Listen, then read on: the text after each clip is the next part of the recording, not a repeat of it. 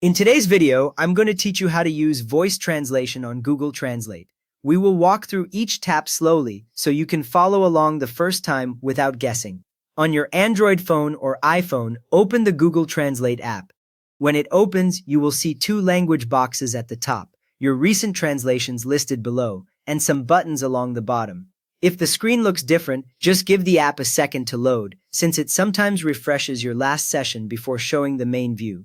Now select the language you speak. Look at the box on the left at the top of the screen. This is your input language.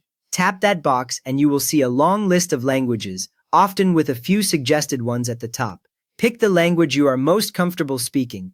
If you see a little download arrow next to it, tapping that will save it for offline use later, which helps if you often have weak internet.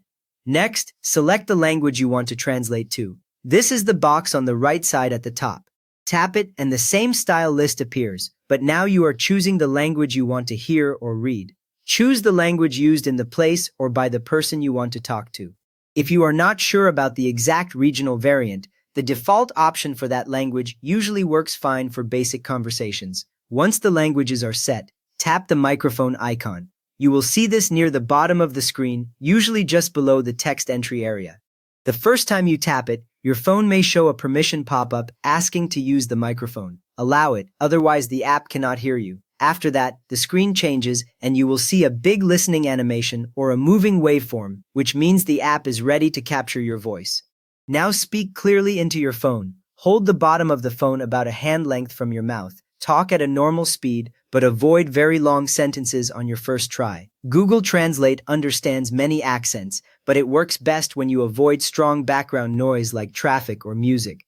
When you stop talking, the app automatically stops listening after a moment, and the listening animation freezes. After you finish speaking, view the translated text. It appears on the screen under your original words, usually in larger text, so it is easy to show someone. If something looks off, you can tap the microphone again and repeat the sentence more slowly or change a tricky word.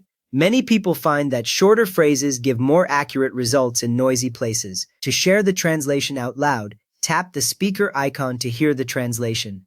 The phone will play the translated sentence using a synthetic voice in the target language. The speaker icon usually lights up or changes while the audio plays, then goes back to normal. If you do not hear anything, check that your phone volume is turned up and not muted.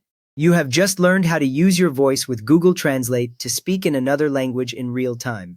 If this helped you get a clear spoken translation, a quick thumbs up helps more people find it, and you can subscribe if you want more simple walkthroughs like this.